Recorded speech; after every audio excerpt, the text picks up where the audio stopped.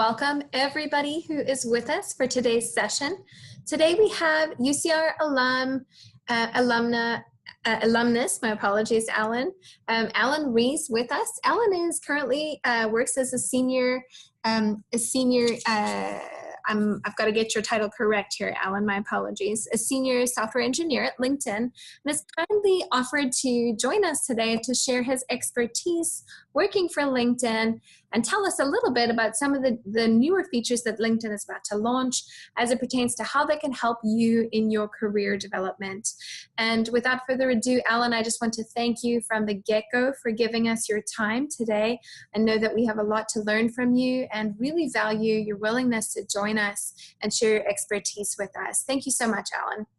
First, thanks, Louise, for reaching out to me on LinkedIn after I joined the LinkedIn alumni group, UCR alumni group, for asking me to do this talk today. I think we can see the slides, right? Yep, everything looks good. Awesome. So quick introductions. My name is Alan Reyes. I am a UCR alumnus, a senior software engineer at LinkedIn. And today we'll be going over just a deeper dive at LinkedIn. I think last talk, Chaim Shapiro gave a talk on your LinkedIn profile and how to put your best professional brand out there. So a quick overview. The features we'll go over is job search on LinkedIn. And with job search, there's insights that can be provided by having a premium membership. And in particular, we're gonna go over the career premium membership for your LinkedIn profile. We'll go over again, a premium feature called LinkedIn Learning. And we'll also see how ProFinder can help you streamline the job hunting process. And at the end of this, there's no better way to learn a new tool, really by demoing each of these items. So, but first, before you can use any of these features, you have to have a LinkedIn profile. And at the bottom of my slide here, I have Chaim Shapiro, and I apologize, I know I'm butchering his name, but he gave a talk on how to create your professional brand. But I did want to highlight a couple items here in that you need to make your profile more accessible, meaning you have to have an appropriate profile picture, notably relevant to the position or role you want, current positions or experiences from the past, and writing down your stories for what you did for those particular positions. Location. Location is very relevant because it allows recruiters to say, I'm looking for a designer in the Bay Area, and that'll help you get into that search results. Industry, do I want to be in a tech company, internet, aerospace, manufacturing, whatever it is, and obviously your skills. And I do have some statistics on, I apologize for that, actually we'll go over that at the end of the slides here, but there are statistics saying that with all of these items that I've listed on here, it'll increase your relevance to recruiters quite a bit. So it'll help you as you're hunting for your next position. So within job search, you can search by role and industry. Again, Applicant Insights, a premium feature, will give you, am I a top applicant for this position? Are there any other positions elsewhere that can fit me? Some of them are publicly available, but others are only available through a premium account. A company, will the company that I apply for fit the culture I want to be a part of? So within a job search, you'll be able to see the company, click on their company profile, and really take a deep dive on the overview of the company. They have what's the lifestyle there? Do they have any showcase pages that I can look into to see if I would like to work there?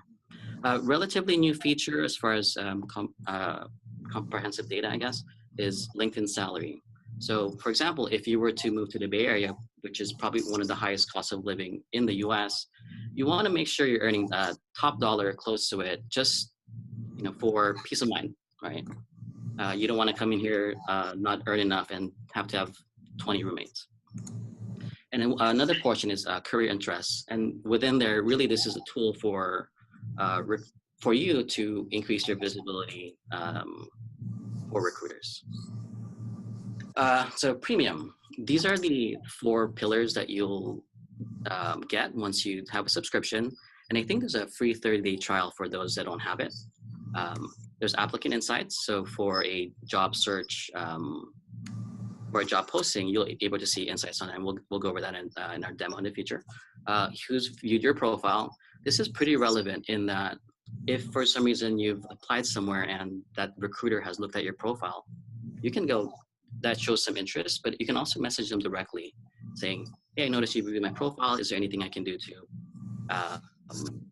to help help this process forward?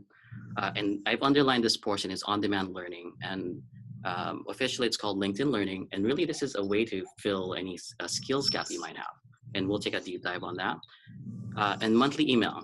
So this was pretty interesting because an email allows you to contact anyone with a LinkedIn profile, even though you're not connected. So in preparing for this talk, I had learned that James Shapiro had a previous talk. So I actually sent him an email saying, hey, can I get a list of the things you talked about, just so I can not duplicate the effort. And he actually he messaged me back a few hours later, but I was able to find his talk on his profile, which is pretty interesting and the perfect way to use LinkedIn. So with LinkedIn Learning, you're going to get courses, and those courses can help you with interviewing, resume writing, and really role-specific skills.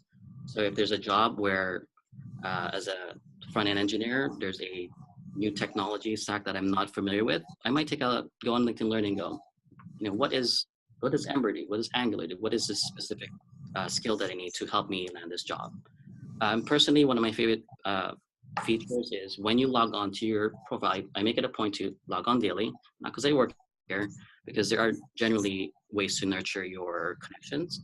But there's also a small feature, it's in the bottom right-hand corner, small bites of knowledge. I don't know if that's what the official term is, but it gives you just really small 4, 5, 6 minute bites of knowledge that you can listen to as you're eating breakfast or just taking mental break somewhere. Cool. So those are the features that we'll be going over, and now we'll kind of take a deep dive onto our demo. I'll just switch presentation modes here.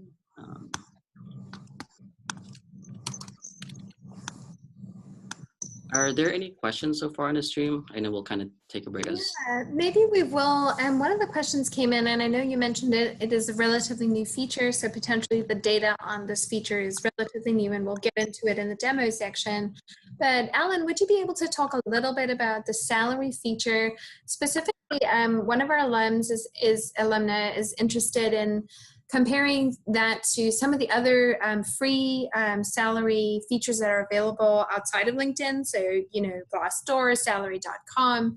Can you speak to sort of what LinkedIn's doing is different and potentially has more relevance?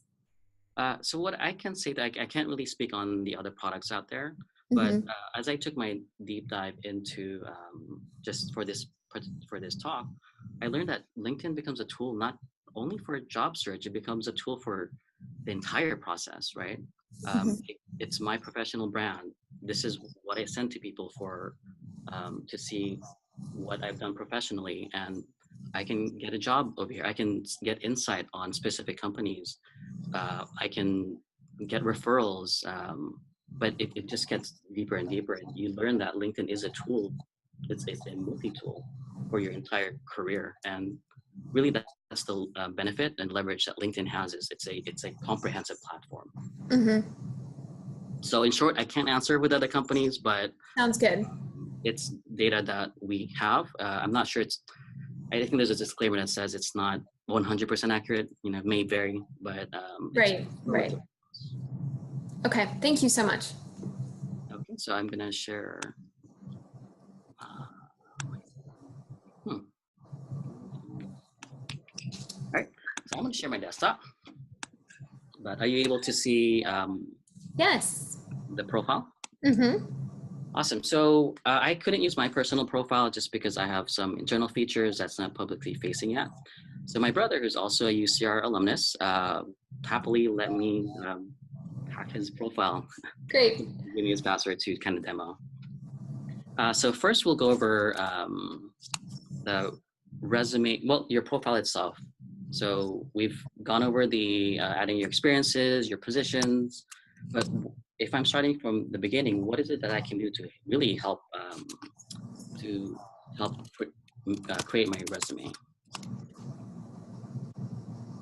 So after you've spent your days or hours on really writing down what your skills have been so far, I think one of the benefits of taking a deep dive on and understanding what you've done in the past and spending 1 hour, 2 hours, 3 hours a day, a week, fully understanding is it helps you with your resume creation process, your interviewing.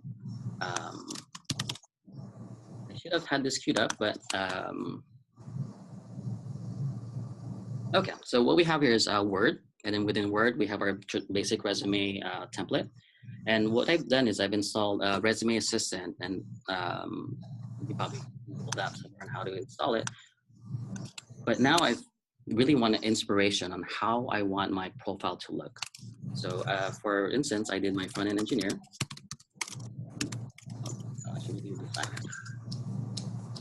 Designer for internet. So now we've seen that we have different different experiences that really I can draw upon. Because one of the I had when I was first creating a resume was how do I focus it in a way that's understandable or that a typical individual would want it to look like. So I would Google around for front-end engineer roles, that kind of eliminates that fear of having to learn how to do it and just put it out in the tool that you want to create your resume. So this would have been really useful for me to have. Now we have to do anything.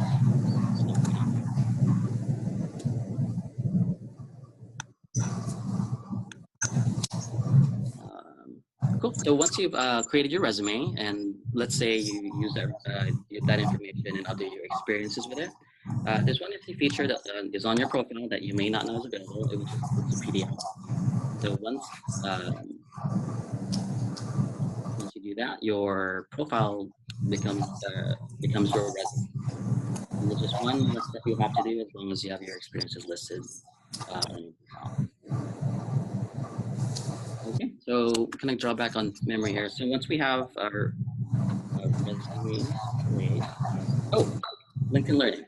So let's say you wanted to know how to write down your probably write your resume. We can click on our feature called LinkedIn Learning, and again, this is only available through Premium. And what Learning allows you to do is, build that. So I am really horrible at resume writing. What can I do to help fill in that gap? We'll have a list of really courses, videos that you can take that just tells you how to do it. The same thing for interviewing. When you're interviewing for a job, what is it I can help me prep for to help me land that job? And this goes on and on. If there's a skill set you're missing, for example, if Ember is something that you want to look into, there's Ember training, which is really a piece of skill that you may not have, but kind of help fill as you're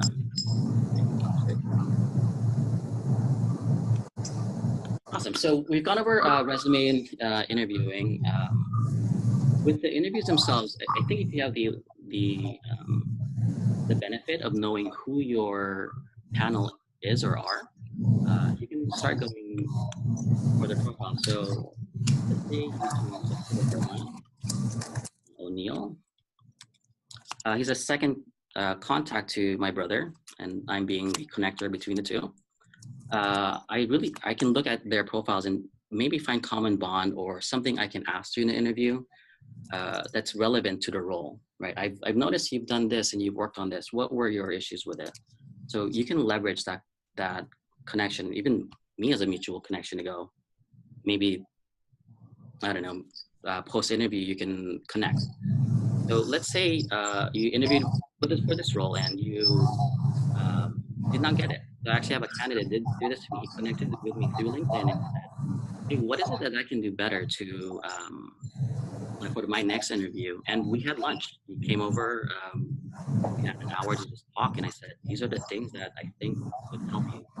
And sure enough, he was able to get a position, not because of my feedback, maybe it helped, with another company, and he's super happy there. Could I interject for 1 second here, Alan? Thank you so much. It seems like I'm getting some commentary that the audio is coming in and out.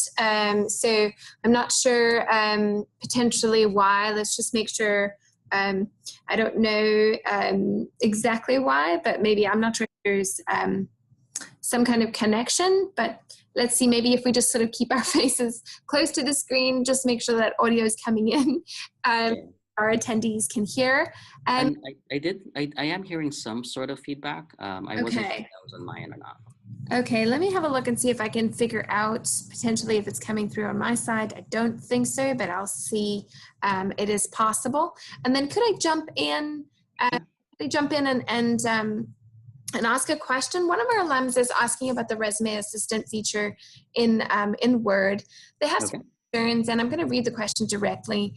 Their question is, what if you're a recent graduate? Are the bullet points that the resume assistant suggests to you more assigned to professionals that have potentially 5 years out experience?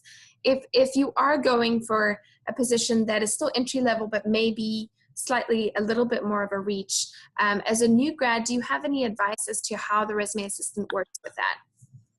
Sure. I think from there you can actually. So I'm starting up resume assistant again. Let me look at here. So let's look for design intern. This is kind of a live demo, which always works. Just kidding. So there's design internship. So the tool itself, I guess, is really for a specific role, and it doesn't take a tenure or experience into account. I have a feeling, I don't know if that feature will be available or not, but that's where it really, if you want to find out what it takes for an entry-level position, you start looking for other engineers in other fields and just seeing what they have available. As far as interns just getting started, really look at what the job posting says, right? If they say that you need to be a new graduate or you need 5 years experience in this particular stack, you can write down your experience you had in college, maybe how you can apply things like that. And instead of saying I coded in C++, object-oriented development using X platform, creating a business distribution logic system, whatever you want it to be. So it's making the experience you had in college and seeing how you can word it so that it fits the particular role, or it seems like it should be a fit in that role. I hope that offers some sort of clarification. Thank you, Alan. Okay. So now let's go over to the, I guess, meat and potatoes here. It's really job search. So for example, if I were to look for a design, new graduate. So let's look for internship for design. Location, let's look in Riverside, California. Project engineer. Oh, cool. I was wondering if this layout was shot. So LinkedIn has a new feature. You said I would introduce a new feature, and this is it, where you have a detail pane and then your list pane on the left. Actually, let's make this, I think there'll be more positions in the Bay Area. So I'll just see that. So now you can click on the left-hand side, and on the right, it'll show you a list of all the job descriptions, your premium insights. Actually, let's do manufacturing. Actually, we'll just continue with this one. So at premium, there's only 5 applicants, so they need a minimum of 10 applicants to get more insight on that data. You can look at the company and see how they've been trending up or down or being stable this whole time. They've been stable for a year or 2 years, so I would more likely like to join this company just because they're not letting people go.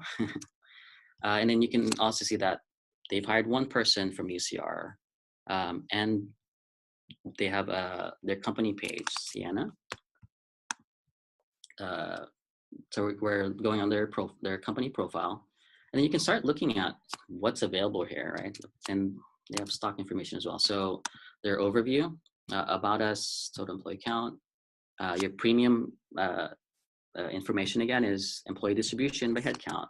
So engineering, information technology, sales operations, new hires, beginning of the month in June, I think. So they haven't had too many new hires, notable alumni, total job postings, and so on.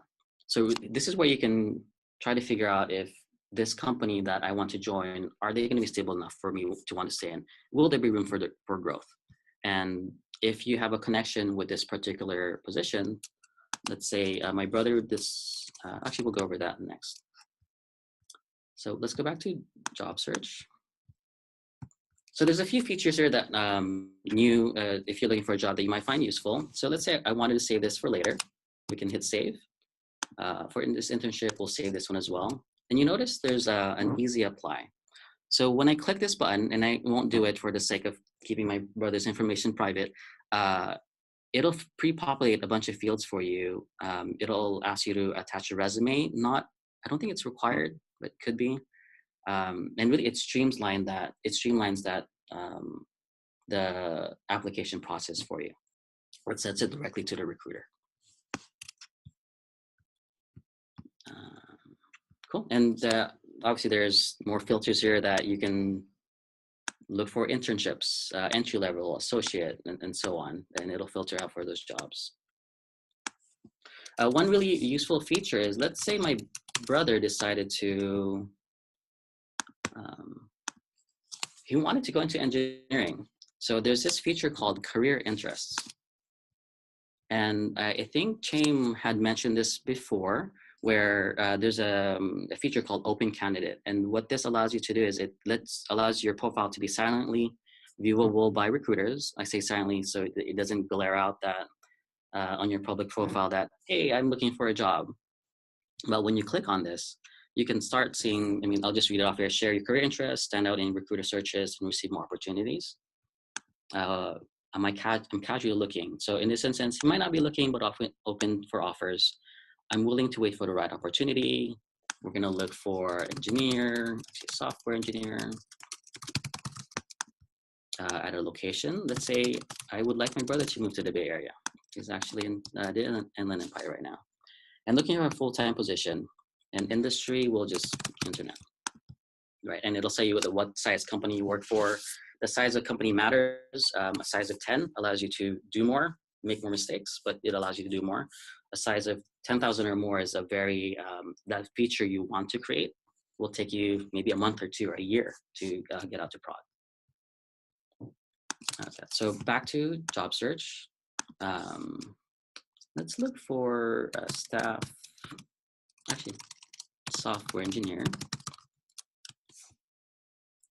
And then again, Bay Area. So LinkedIn is about your connections, and it's not about making it virtually. So make sure you attend these meetups, these job fairs, these conferences, and chat and talk to people, because those connections you make potentially could lead to a job. And no joke, this is how I got my position at LinkedIn. I attended a conference, was having lunch, spoke to a manager, and we just got to talking, and it was a good conversation. And he said, hey, let's connect on LinkedIn. I connected with him, and he saw my professional experience, and he said, hey, we're looking for people with your experience. Can I send a referral for you? And sure enough, I started interviewing and leveraging my connections to help me land a job. And I work here. I've been here for 4 years.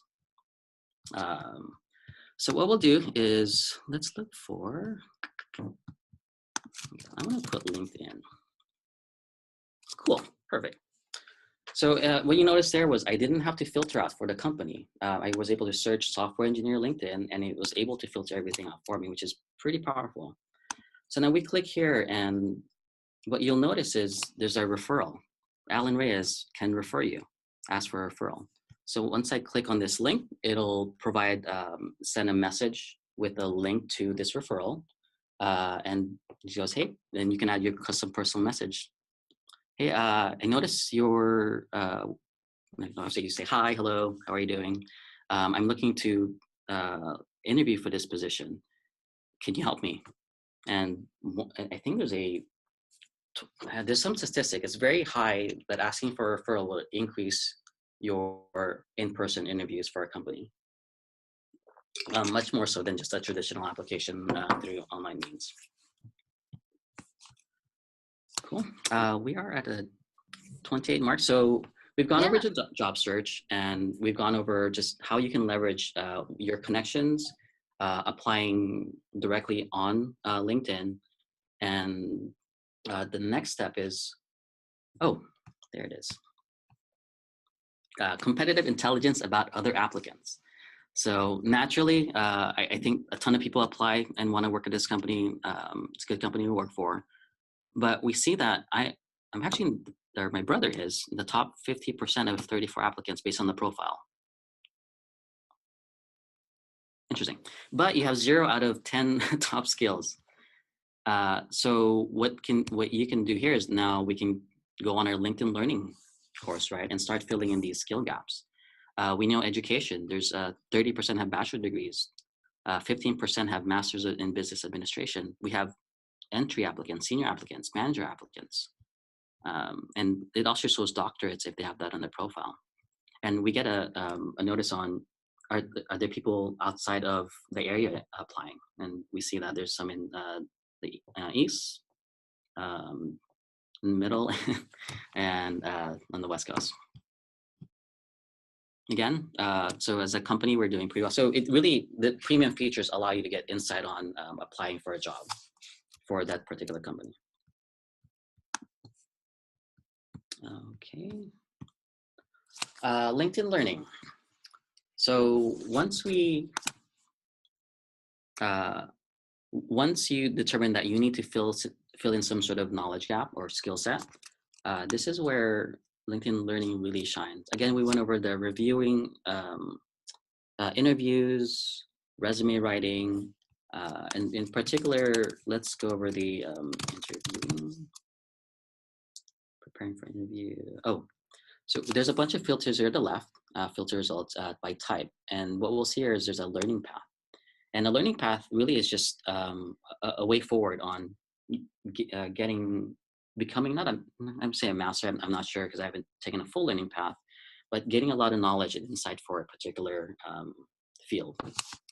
So what we'll see here is if I take this particular course, this will fill in job search strategies, job search, and then we see career development, personal branding, human resources, talent management, and so on. Once we click on here, you can kind of just see the courses, how long it'll take to complete this particular learning. There's 13 hours of content, 11 items to learn, start learning. And then there was one, I cannot find it.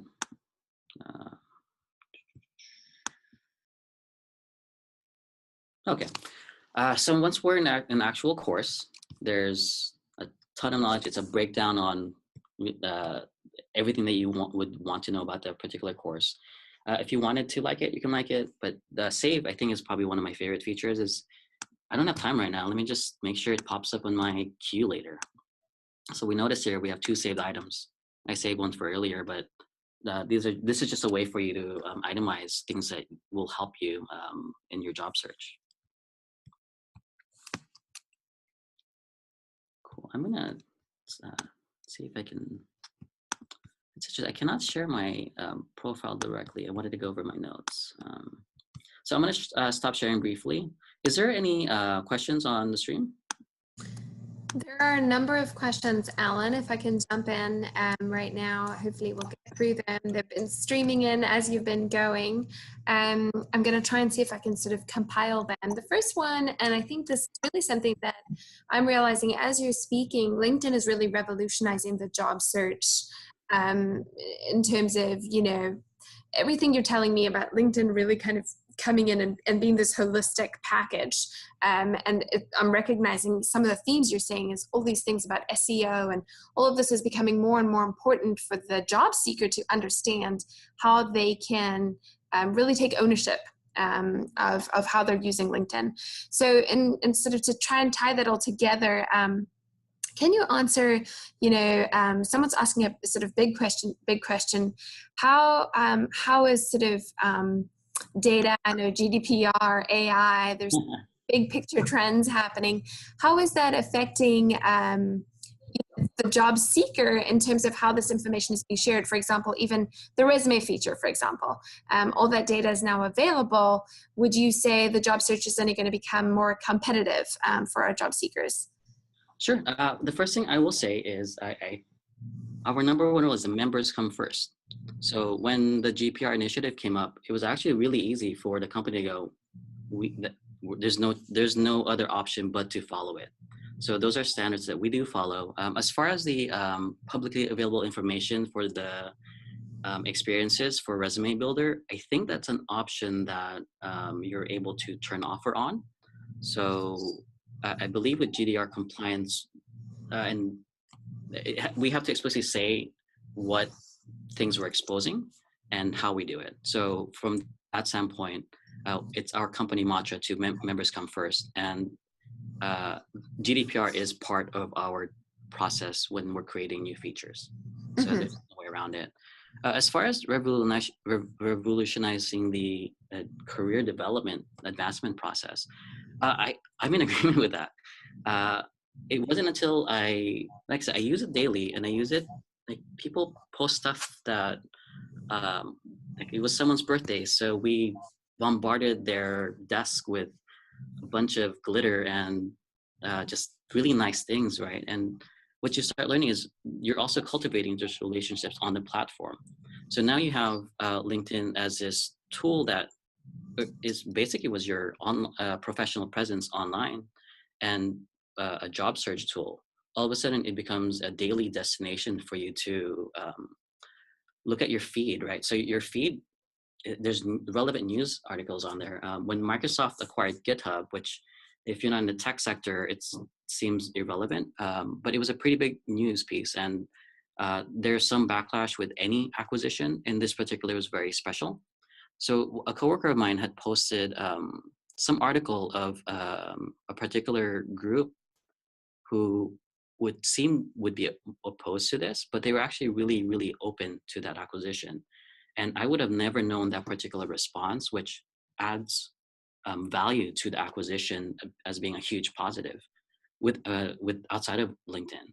So not only are you maintaining these relationships, leveraging these relationships, culturing, or what is it? Forgetting the word here, but making these relationships better, you're also gaining industry knowledge, insight, news, just professionally relevant content in daily doses. It's pretty amazing. So now that you're maintaining your relationships, then it becomes a matter of, what's my next play? Do I want to stay with my current company? So next play is a term we use here. It's just really, what are you doing next? And there's two things you can do. Is you can either start looking for jobs, which LinkedIn is great at, or you can keep maintaining your edge, which the premium LinkedIn learning allows you to do. So for example, for my particular role, I needed to gain some insight on a particular technology stack. So just a bunch of tools to create something different. And I was able to get knowledge on these new things without going outside of the platform. I was able to get on LinkedIn Learning and really watch a couple videos and to give me just enough insight for that particular tool, and have an informed opinion on it. Now, if I really wanted to, I can take a deep dive, take a course, take a learning path to become a master at it, or just get more in-depth knowledge for that particular source. So what I've gone through here is we went from resume writing to job search to industry knowledge to culturing your professional work environment with your coworkers, and then we're advancing to the next level, right? Which is, how do I get to staff, senior staff, principal engineer? Yeah, I hope I do tend to talk a lot. I hope that can answer that question. Exactly. It was a really big picture question. So thank you, Alan. I'm going to jump into a little bit between, somebody has questions about the premium, non-premium features. Typically, it looks like the career interest toggle. So that was the toggle that you'd demoed earlier, where you can sort of on the quiet at least indicate to recruiters that you're interested. It looks like, and correct me if I'm wrong, that's available as both a non-premium and a premium feature. I believe it is available through non-premium. Okay. I think whenever there's a premium feature, it's highlighted by a heading that says premium, or just something that makes it more, that stand out more. So for example, I think I'm sharing my screen again, right? Right now, I'm just seeing you, not the screen, but sometimes there's a slight lag time. So Let me change that real quick. Oh, I did not hit share there we screen. go. So for example, when I did my job search, we're able to see that there's a premium section here. It highlights anything that's not premium. So if we go back to here, Okay. this should be a publicly available one. Oh, cool. So I hope that answers that question. Was there any more? So in relation to that, I think you actually addressed it. There was a similar question as it related to the job seeking preferences. And I think you already dug into that in terms of you're going to just get a lot more data from the company and to their hiring practices. And as a result, to their strategy with a feature versus the non-premium in terms of getting more of that company insight. So there was a question about that. And then we have, let's see, so this is it looks like a little bit maybe more of a specific question as it pertains to an industry. And I'm not sure you probably or may not know the answer, but someone's asking if the resume assistant feature has functionality for all industries, specifically this person is looking into the fine arts sector. I'm not sure you can answer that one, but we could look at it and see if it's available. So I think are you seeing a word screen on me? It looks like I'm sharing it. So yes. I don't know, artists, fine art, graphic artists, fine art. So it looks like there's information, at least the industry is being listed. So you're able to get more industry specific information. Yes. Again, we have to have the roles in place with the data in place that to allow us to actually expose this information. So chances are there's not enough public profiles available to get this data, but it is there. Depending how specific the industry is or the role, you might not get information. Exactly. And I think as it relates to that question, there may also be some concern about a resume versus a CV. And to my knowledge, Ellen, this is a resume specific platform. CVs are meant for more of an academic audience. And so that might be something that's different that would require a lot more of that Google searching that we talked about earlier with the old school job search. Okay. I'm not familiar with CV, but I'll take your answer as the... Yes, so curriculum vitae for those individuals who are in an academic, who want to find a position within an academic setting. So tend to be a lot longer, much more of an academic and research focus than a resume, which tends to be much shorter.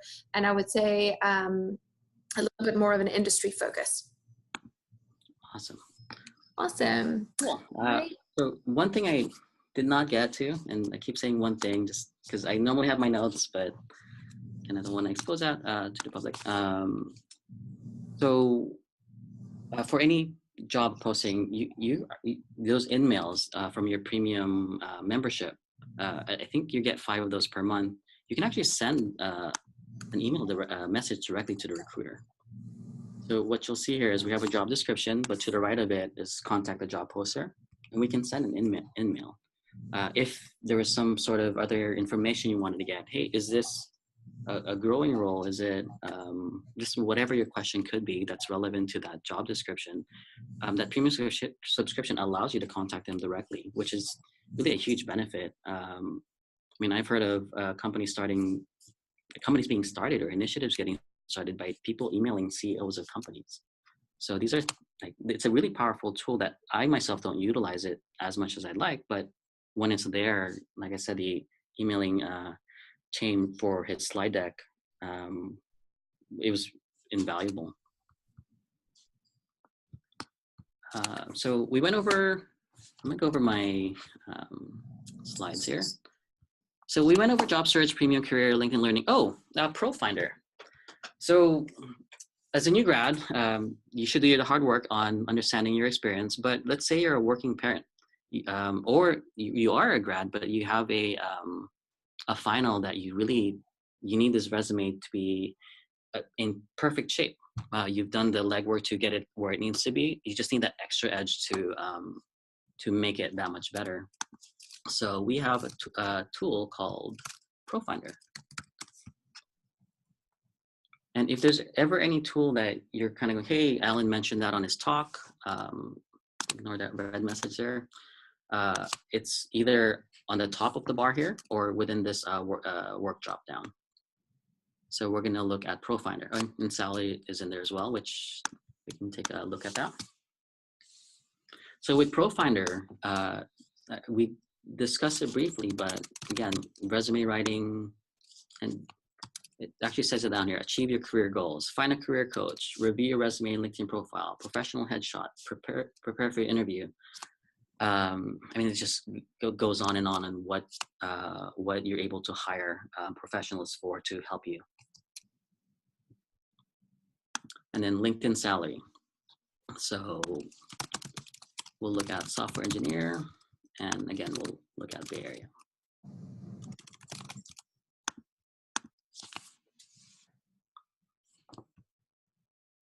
No, look at that, Joseph, you're now in the salary express lane.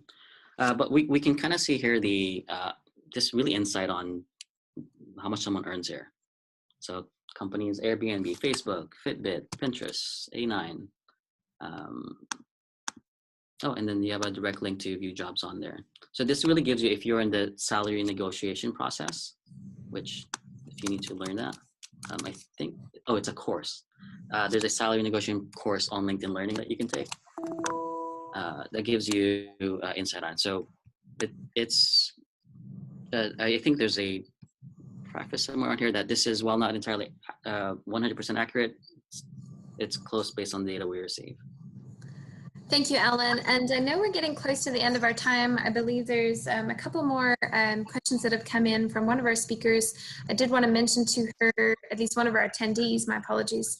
If you would like to reach out to me directly, my email is louise.jackson@UCR. I can really try and make sure that your questions get answered.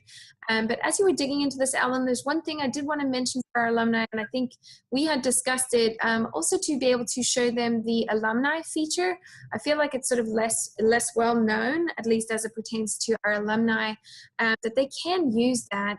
So yeah, if you go to the University of California Riverside company page, and then from there, go into the alumni feature. It's a great way for you to see where alumni of UCR are working, what they're doing, and from there, then utilizing groups to be able to initiate contact with them as well.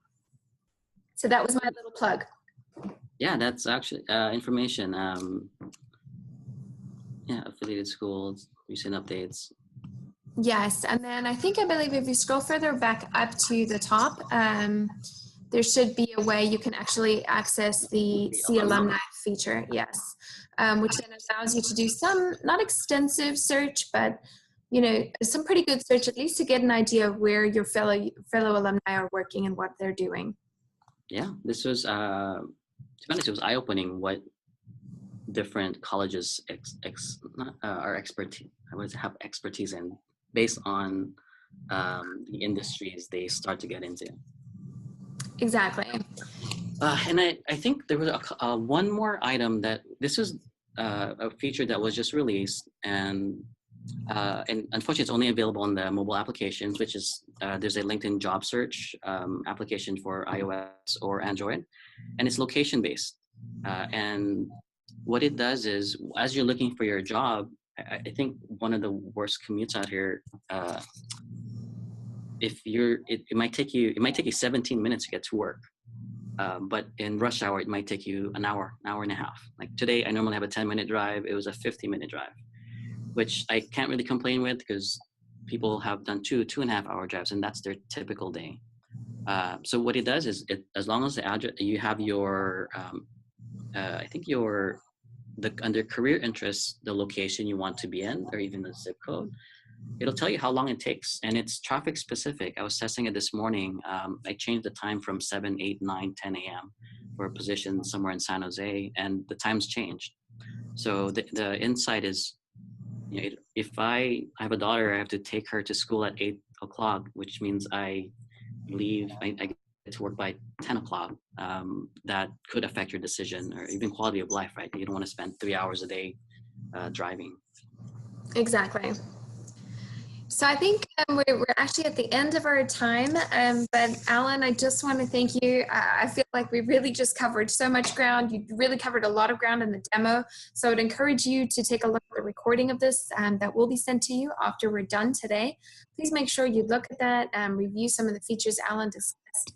And I really would like to extend an incredibly warm thank you, a strong Highlander thank you to you, Alan, for being with us today. Just phenomenal to hear from you and from you, to you being willing to share this expertise with us.